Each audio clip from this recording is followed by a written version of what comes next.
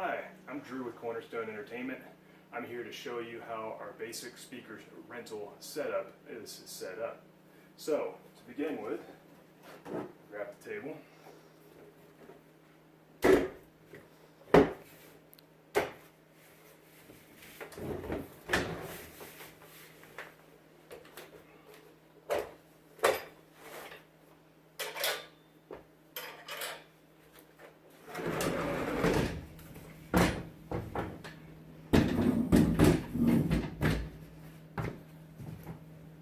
Next, I'm going to get the tablecloth out of the bin.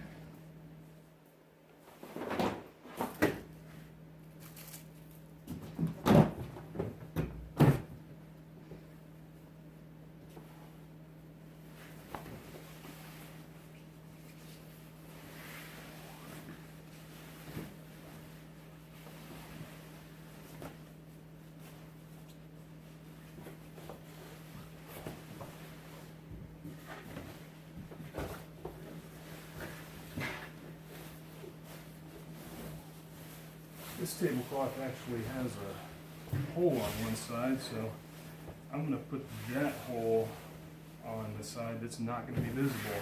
You can probably find it right now. There it is right there. So we're going to turn this around.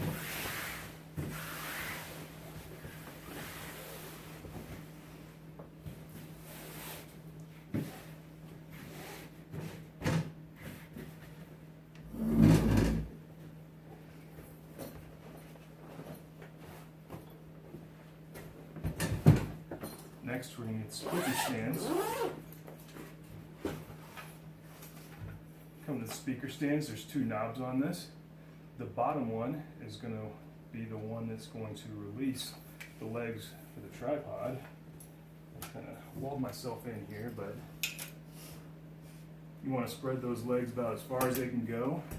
Then you want to twist this knob, and you don't want to get it too tight. It doesn't really help all that much. The second knob is going to be to actually get the stand extended. You want the thing probably about 5.5 feet high or so, and you're going to tighten this one down. This one's going to have to be tightened a little bit more, but you don't want to tighten it so much that you strip the threads. And so in that, I've tightened it some. I'm going to push down on this. You can see that it's not going anywhere, so I don't need to tighten it any further.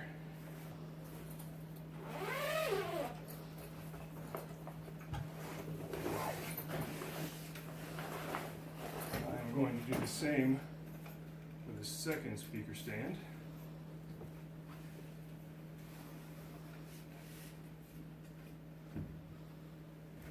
I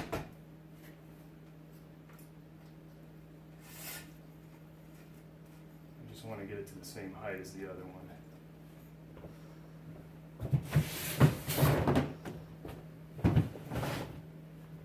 At this point, I'm going to get speakers, and I would bring them up on the table for you, but my general rule of thumb is that speakers either should be on their stands or should remain on the ground at all times. You just subject yourself to accidents when you put them up on the table. First time I ever did this, I actually put it up on the table and one of them fell over. So you don't want to do that. You're probably putting down a sizable deposit for these speakers. Best rule of thumb is just to keep them on the ground or on their stands. So, just pull it from the speaker bag.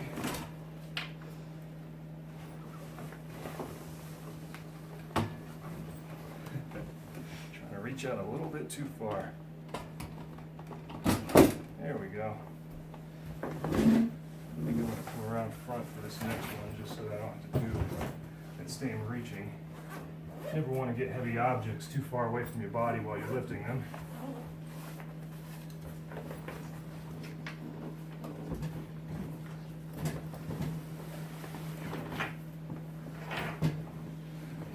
Around. Going to sneak my way by.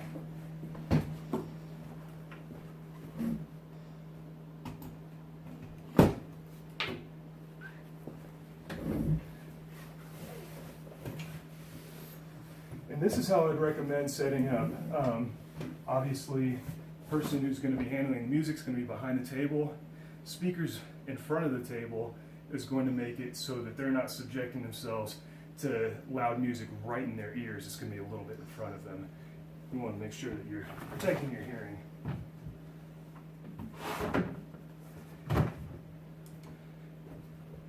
This is our cable bin, and so we're going to start wiring some of this up. This is an extension cord, so that if you are far away from an outlet, you can still get power. But I'm going to pull my microphone out.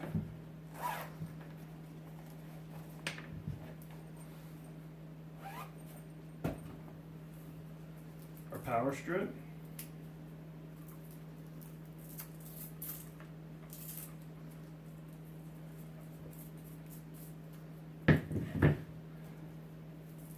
This is going to be the cable that is going to plug into our iPad or laptop, iPod, whatever music device you so choose.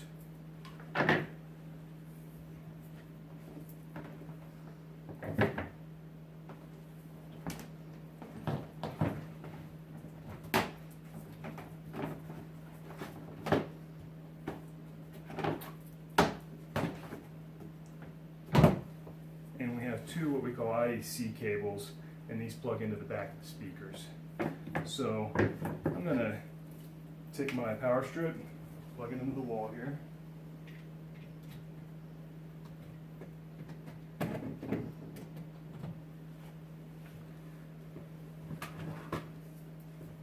Take one IEC cable.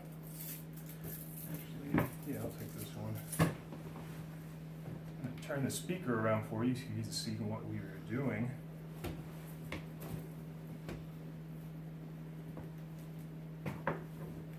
And this IEC cable gets plugged right into the back like so. I'm going to do the same with the second IEC cable on the back side of the other speaker.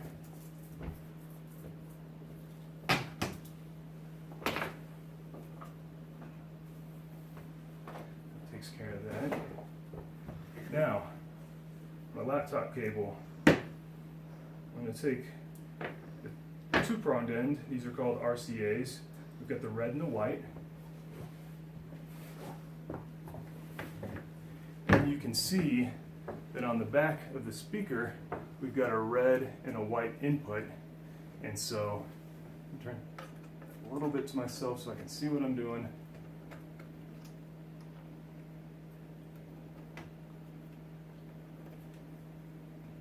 And there we go, that's plugged in.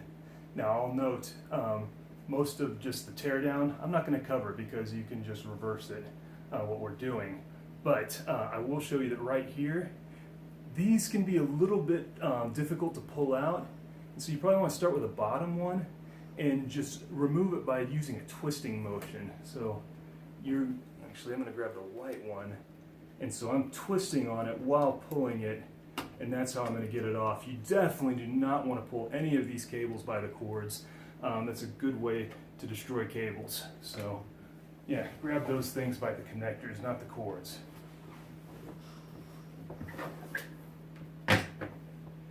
Finally, actually no, we've got two more steps here. We want to connect these two speakers. And so the first place we're going to do that is the line out, and that is going to go in like so. You can run your cable under your table. I'm not going to make it quite so neat just for the sake of time with this video, but on this speaker you are going to run it into the line in right here on channel A. One last step, there will be a few XLR cables in the bin. I'm just going to grab a 25 footer for the sake of just keeping it short. XLR cables are the ones that you just saw with these round connectors. And this one's going to go to the microphone.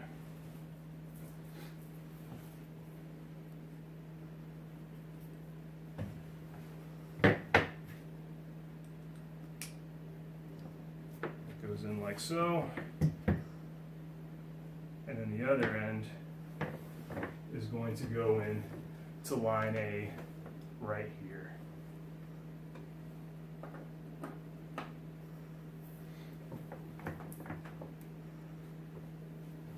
So that's it. When it comes to this,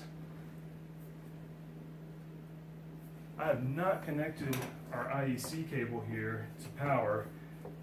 So I'm gonna grab it like this. I'm gonna connect it to power here. And I'll connect the other speaker over here to power.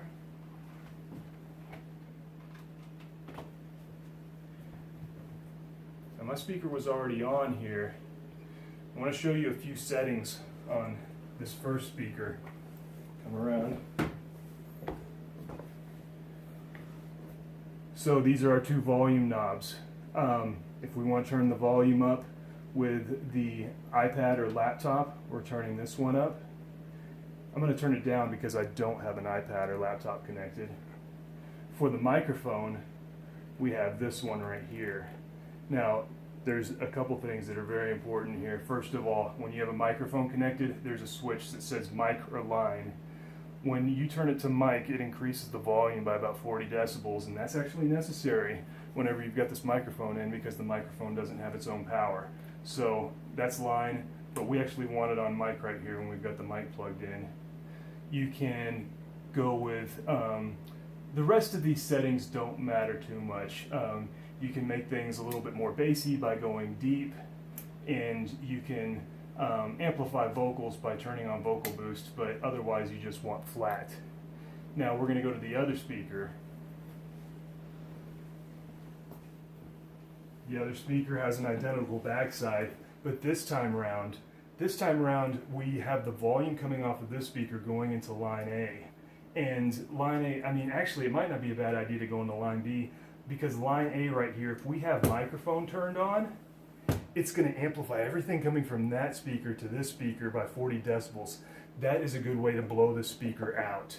So when it comes to that, keep it on the line right here. Unless you have a microphone plugged in, and that's the only thing that you've got coming into it, you want to always keep it on line. I'm just going to make sure that I am safe here. I'm going to turn the speaker off first.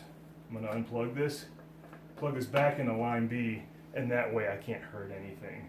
So I think we've covered just about everything. Yeah, you can always give us calls if you've got questions, and we'd be happy to help you. That takes care of the equipment rental package.